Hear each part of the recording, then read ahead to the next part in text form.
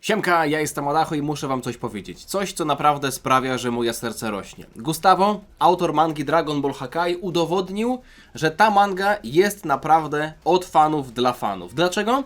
Jeśli nie pamiętacie, jakiś czas temu opuściliśmy główny wątek, żeby zrobić drobną dygresję. Wskoczyć do historii pobocznej, opowiadającej o historii Yamoshiego, ze względu właśnie na to, że na końcu 43 rozdziału, czyli tego, w którym Gohan, Piccolo, Paikuhan byli w tym niebiańskim królestwie, poznali Yamoshiego, którego my kojarzyliśmy pod imieniem Vegeta. Ta historia właśnie to było coś, co przez ostatnie miesiące poznawaliśmy, ale z tego, co słyszałem, z tego, co mi pisał Piotrek, który się z Gustavo kontaktuje, widzowie chcieli powrót do głównej historii. Yamoshi jeszcze będzie, jeszcze tę historię rzecz jasna dokończymy, ale tłum chciał po prostu zobaczyć dalszą kontynuację głównego wątku i Gustavo po prostu to dostarczył, więc dzisiaj nie dość, że wracamy do głównego wątku i mamy rozdział 44 o tytule Finałowa minuta, to jeszcze czytam go przedpremierowo. Został mi on wysłany właśnie przez Piotrka na dysk Google. Nie wiem, kiedy to widzicie, bo ja tam mam swój drobny terminarz, jeśli chodzi o wypuszczanie filmów, ale tak czy siak bardzo dziękuję. Jestem zadowolony, że możemy wrócić do głównego wątku, bo tak jak ta historia Yamoshiego mnie interesowała, tak muszę przyznać, że no nie ma porównania do głównego wątku. Okay? Główny wątek to jest coś, co myślę, że większość z nas interesuje najbardziej. No i dobra informacja jest też taka, że ten rozdział jest znacznie dłuższy, bo ma aż 70 stron, przynajmniej tyle dostałem tutaj skanów, więc rozdzielimy sobie to tradycyjnie, bo 35 stron na jeden odcinek. Ja oczywiście nie będę wam długo kazał czekać na kontynuację. I tak to czytamy przedpremierowo. Jeśli chodzi o historię Goku, bo pamiętacie, Goku udaje Turlesa w tej innej linii, powiedzmy w przeszłości, więc spotkał Bardoka, spotkał też drużynę Bardoka. Bardok udawał przed królem Vegetą, że to jest jego brat i tak dalej. No i Goku razem z Bardokiem zostali wysłani na pewien turniej, no ale myślę, że tutaj dużo rzeczy się rozwiąże. Po całym zamieszaniu wywołanym przez Goku, albo raczej powinniśmy powiedzieć Turlesa, podczas jego pierwszego dnia na planecie Vegeta, wygląda na to, że sprawy zaczęły się uspokajać i widzimy, że oprócz drużyny Bardoka jest tam jeszcze Ginę. Także mamy Goku z rodzicami i drużynę Bardoka. No nie sądziłem, że kiedykolwiek zobaczę coś takiego. Siedzą sobie przy ognisku i wtedy król Vegeta postanowił dać Turlesowi szansę. Opowiada Bardok. Jednakże musi wziąć udział w letnim turnieju i dobrze sobie poradzić. Albo inaczej będzie stracony. No, prosta sprawa, prawda? Stracony? I nie denerwujesz się w ogóle tym? Ginę pyta Turlesa, czyli Goku. Wiesz, standardy króla, żeby go zadowolić, to wcale nie jest takie łatwe. Nie, będę ciężko trenował i dobrze mi pójdzie, Goku mówi w swoim stylu. Najgorsze z tego wszystkiego jest to, że król również nalegał, żebym ja wziął udział, mówi Bardok. No i dlaczego cię to tak obchodzi, mówi Borgos. Ten turniej to będzie doskonała okazja dla nas, żołnierzy niskiej klasy, żeby udowodnić swoją wartość królowi. Fasza się tylko uśmiecha. Ja też dołączam, mówi Fasza. Widać, że tutaj chyba tylko... Widać tutaj, że Ginę się martwi, tak jak matka ma to w swoim zwyczaju, chociaż ona nawet nie wie, że jest matką Goku. Nawet nie wie, że to jest Goku. No ale ona nie jest wojowniczką, prawda? Więc tutaj drużyna Bardoka aż nie może się doczekać wzięcia udziału w tym turnieju. Tylko nie wiem, czy zasady będą też ich obowiązywać, takie same jak Goku, że jak nie zadowolą króla, to też będą straceni. Jestem pewna, że mam wystarczająco dużo mocy, żeby zostać kapitanem mojej własnej drużyny. Ale przełożeni jeszcze tego nie zobaczyli. Jeśli wygram ten turniej, wiem, że dostanę awans, mówi Fasza, która bardzo dziwnie trzyma pałeczki. W jednej ręce trzyma miskę i normalnie je ten makaron, a później po prostu się wścieka i ten makaron zaczyna jej spadać. Skąd oni w ogóle mają pałeczki? Już nie wspominam, że nagroda pieniężna to też jest coś wartego uwagi, mówi Szugesz, który je ciastka. Skąd oni mają ciastka? A mnie nie obchodzi. Ani pieniądz, ani awans, mówi Bardok. To w takim razie co ci obchodzi, Bardok? Czy rzuci tekstem w stylu ja chcę się dobrze bawić, chcę spotkać silnych gości? Proszę, niech on tego nie mówi, dobra? Niech on tego nie mówi. Tak czy siak... O, Tora się wtrąca do tego wszystkiego. Może jest jakaś ukryta intryga, może Bardok ma jakiś ukryty cel. Tak czy siak, to będzie zabawne, że będziemy mieli ciebie w tym turnieju, Bardok. W ten sposób mogę cię pokonać i zostać kapitanem naszej drużyny. No, możesz sobie marzyć, Tora. Odpowiada Bardok na tę zaczepkę. O, więc wy wszyscy też bierzecie udział? To super! A czemu oni się tak na niego teraz złoszczą, co? Fasza, Szugesz, Borgos, Tora, a wszyscy wykrzykują. Co tu się dzieje? Dlaczego oni czują wyższość nad nim? Jakby są zdumieni, że ktoś taki...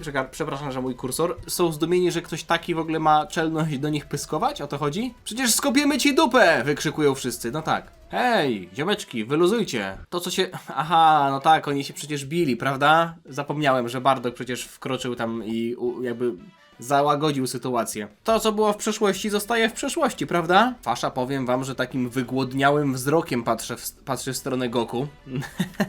A co z tobą, Ginę? Co powiesz na to, żebyś wróciła wspomnieniami do swoich starych czasów, jak byłaś jeszcze wojowniczką i też byś dołączyła może do tego turnieju? Nie. Mi jest dobrze tak jak jest, dzięki. O, więc ty też byłaś wojowniczką, to znaczy Ginę. Goku chciał do niej powiedzieć mamo. Ona by może powiedziała, wow, czekaj. Czy ja mam teraz wtedy do ciebie powiedzieć daddy? Nie o to chodzi. Nie zrozumiesz. Nie zrozumiesz, że jestem Goku z 6 wszechświata, a tak naprawdę z 7, ale jestem bogiem zniszczenia. Musiałabyś przeczytać całą mangę od początku. Generalnie możemy się do siebie zwracać po imieniu. Tak, Ginę była częścią naszego składu, mówi Tora, ale była zbyt pokojowo nastawiona na pole bitwy. I zawsze wpadała w kłopoty. Bardock zawsze był tą osobą, która ją ratowała. No i w ten sposób wpadli sobie w ramiona. Uważam, że to też jest dobry materiał na jakiś spin-off, prawda? Historia o tym, jak Ginę kiedyś, bo ona faktycznie była kiedyś wojowniczką, ale no potem stwierdziła, że to nie jest coś, co chce robić w życiu, więc zaczęła kroić mięso. Ale ta historia o początkach relacji Bardocka i Giny, to byłoby też ciekawe, mając na uwadze to, że przecież nowoczesny Dragon Ball, mówię nowoczesny w kontekście tego, że mamy starą wersję Bardocka i nową wersję Bardocka, to jest przecież coś, co pokazało, że społeczeństwo sajańskie było nie dość, że trochę bardziej trójwymiarowe, to też Bardock i Ginę byli nietypowymi rodzicami, bo przecież Goku odziedziczył ten swój łagodny charakter, to swoje łagodne usposobienie właśnie po Bardocku, więc myślę, że taka historia, w której Bardock i Ginę byliby pokazani jako para, która pośród tych wszystkich barbarzyńskich wypadów znajduje uczucie do siebie. Czy tylko ja widzę w tym potencjał? Nie, na pewno nie jestem sam, prawda? Myślę, że to byłby dobry pomysł. Także jak ktoś chce, to niech narysuje taką mangę. Oddaję wam ten pomysł. Shugerz i Co tu się dzieje? Shugerz wstaje. O, Bardock! Dziękuję, że uratowałeś mnie 1000 raz. Tymi swoimi wielkimi, silnymi, męskimi ramionami. Borgos też się z niego śmieje. O, Ginę, moja miłość dla ciebie staje się coraz silniejsza każdego dnia. Chcesz mieć ze mną dziecko? Co to? Nigdy nie sądziłem, że zobaczę Shugesha z taką miną robiącego serduszko z dłoni. Kto tu mi przyszedł? Dzień dobry. Malutka, ja ciebie też kocham mocniej każdego dnia. To jest materiał dosłownie albo na miniaturkę, albo na jakiś awatar. Shugesh robiący serduszko z rąk. Nie, dobra. Zobaczymy, jak Bardock zareaguje. Nie było tak! Przestańcie z tym nonsensem. Ale Ginę wygląda na to, że chyba właśnie wierzy w tę wersję, bo się aż zarumieniła, Goku się śmieje, wszyscy się śmieją, ognisko aż wygasło po jakimś czasie, także dobrze, no fajnie się tutaj chłopaki bawią, zresztą nie tylko chłopaki, ale okej. No tak, zapomniałam podziękować ci, że uratowałeś mnie przed tą energią wysłaną przez Bardocka, no bo Goku wskoczył tam, prawda, i uratował Ginę parę rozdziałów temu. Myślę, że to ja powinienem tobie dziękować, ze względu na to, że mnie zasłoniłaś swoim ciałem. Swoją drogą, jak pani to zrobiła, proszę pani? Nie wierzę, że Goku... Ja bym się wygadał. Nie, no ja bym się wygadał. Chociaż... Czy on może w ten sposób, nie wiem, zniszczyć przeszłość? Jakby, wiecie, tworzyć nową linię czasową? No jest pewne ryzyko, no nie? Szczerze mówiąc, nawet ja nie do końca wiem. Byłam w restauracji i widziałam twoją twarz i myślałam, że wyglądasz tak bardzo jak Bardock, więc zaciekawiło mnie to. Kiedy zobaczyłam, że Bardock wystrzeliwuje atak w twoją stronę, nie wiem, z jakiegoś dziwnego powodu czułam, że muszę go zatrzymać. To mówi Ginę na głos, ale myśli sobie, że tak naprawdę prawdziwym powodem jest to, że czułam przytłaczającą chęć, potrzebę, żeby chronić tego gościa. Tak jakby moje najgłębsze instynkty chciały, żebym go chroniła, myśli sobie Ginę. Więc wskoczyłam przed niego bez zastanawiania się 2 razy. Macierzyńskie instynkty nawet w innej linii czasowej działają. To niesamowite.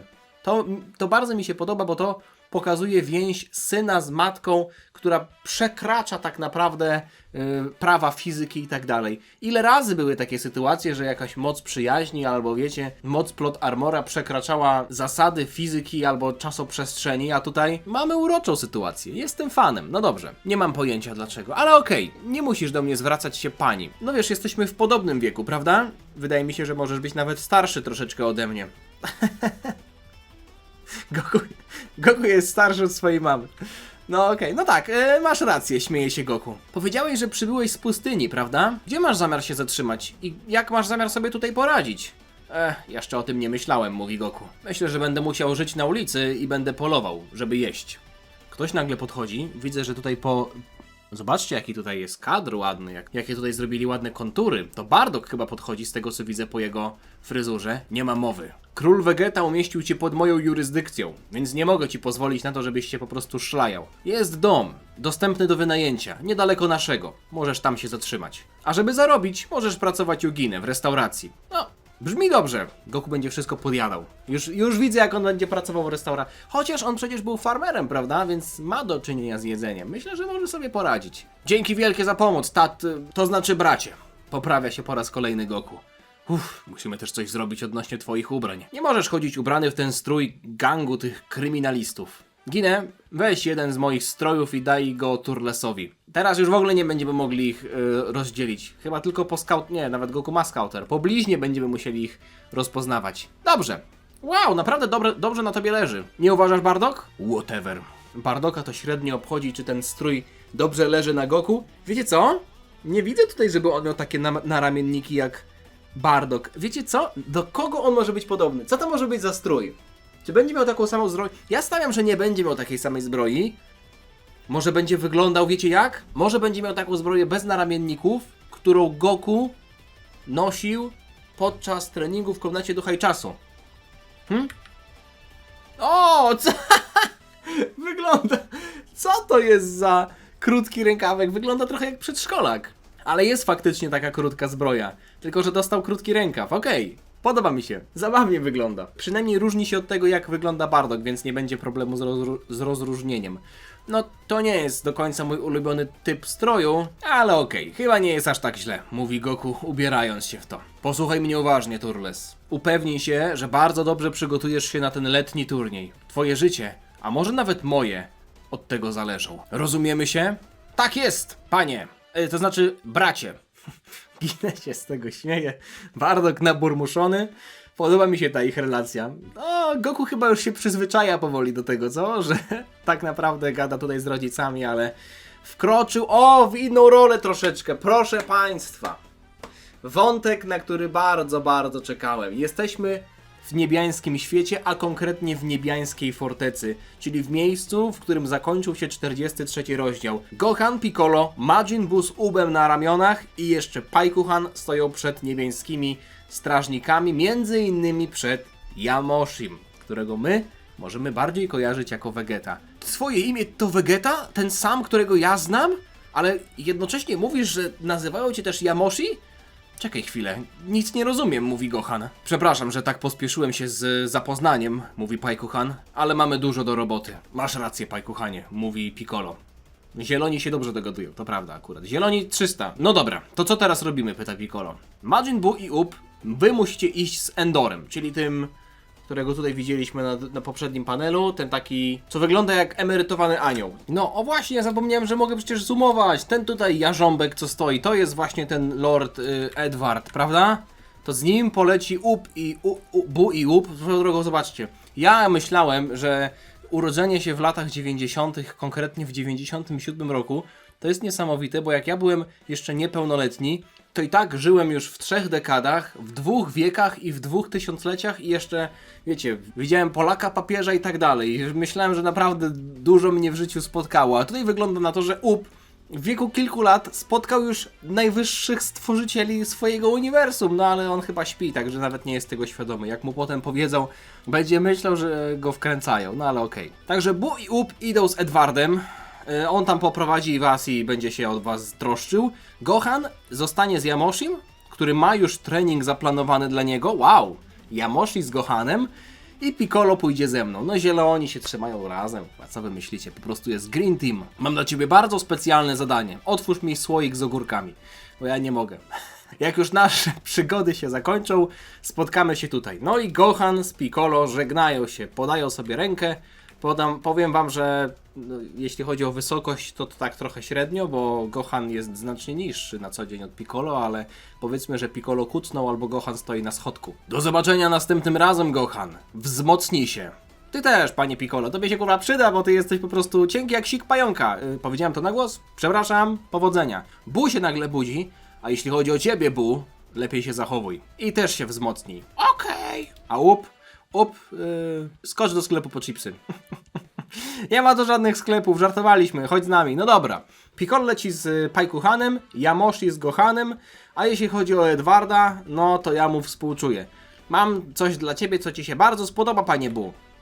O kurwa, jedzenie. No dobra. Zostawia tego Uba, zostawia go na rękach Edwarda. Bo mógłby go jeszcze podrzucić do góry, w ogóle o nim zapomnieć. Siada na stół i je. Tak jest, panie Bu. Najedz się, ponieważ to jest bardzo specjalne jedzenie. Chcecie mi powiedzieć, że to jest jedzenie, które wzmocni Bu? Very special food. This is some very special food. Gohan będzie trenował z Yamoshim, Piccolo będzie trenował z Pajkuhanem, a Bu nie będzie trenował, będzie tylko jadł i to będzie go wzmacniać. No ja wiem, że to jest trochę inna forma życia, ale jeśli by się okazało, że Bu będzie po prostu jadł cały czas i to będzie jego trening, powiem wam, że trochę mu zazdroszczę. No ale okej. Zobaczmy, co tutaj się dzieje u Gohana. Gohan leci cały czas za Yamoshim. Wygląda, że zaczynają nagle lecieć w dół i Yamoshi się nagle odzywa. To jest miejsce, w którym rozpoczniemy nasz trening. Gohan nie może wyjść z podziwu, a my widzimy... O kurwa, co to za małpiszony? Ja pierniczę, czekajcie, musicie to zobaczyć na dwóch stronach. Celestial World, Mythic Forest, czyli nadal jesteśmy w niebiańskim świecie, ale konkretnie w odłamie, który nazywa się Mityczny Las. Mityczny Las. Widzimy rzadkie rodzaje ptaków, potężne małpiszony, jakieś feniksy czy inne pegazy. Widzimy wodne potwory, latające potwory. To wiecie, co mi trochę przypomina? Ten las, w którym Luffy trenował podczas swojego dwuletniego timeskipu. Tam też były takie bestie. Tak czy siak, z tego co widzę, bo tutaj są dwie strony tak naprawdę, które są tym samym, co widzieliśmy przed chwilą, ale w wersji pojedynczej. To jest środek tego rozdziału, więc myślę, że to jest idealny moment, żeby zrobić krótką pauzę. Ja, tak jak powiedziałem wam na początku, niedługo wrzucę wam kontynuację. Bardzo się cieszę, że ten rozdział jest taki długi. Długo czekaliśmy tak naprawdę na powrót głównego wątku, ale wygląda na to, że było warto. Wiecie, co mnie najbardziej w tym intryguje? To, że każda z tych trzech grup, Bu, Piccolo i Gohan, ma osobne treningi. Więc nie będzie czegoś takiego, że dostaniemy jakiś, wiecie, timeskip, nasi bohaterowie robili jedną rzecz i się wzmocnili. Nawet jeśli będzie timeskip, to każdy z nich prawdopodobnie wyniesie coś innego. Dlatego uważam, że bardzo dobrze się stało, że każda z tych trzech postaci poleciała ze swoim mentorem, będą prawdopodobnie w innych miejscach, będą robić inne rzeczy, a co za tym idzie, pewnie będą mieli inne rezultaty treningu. Jestem ciekaw tego, jak to wyjdzie. Dragon Ball Hakai jak zwykle dowozi. Bardzo dziękuję. Gustavo, obrigado. Linki oczywiście do Gustavo, do jego Patreonów, do jego kanałów i tak dalej znajdziecie tradycyjnie w opisie. Piotrkowi dziękuję za to, że utrzymuję z nim kontakt i dzięki niemu też mam ten rozdział przedpremierowo, a co za tym idzie, wy go macie przedpremierowo. Także, dzięki wielkie. Cieszę się, że polscy fani są traktowani w taki fajny sposób. Doceniam to bardzo. Jeśli wam się podobało, to zostawcie lajka, zostawcie suba, żeby niczego nie przegapić i widzimy się niebawem. Trzymajcie się, na razie, cześć. Dziana.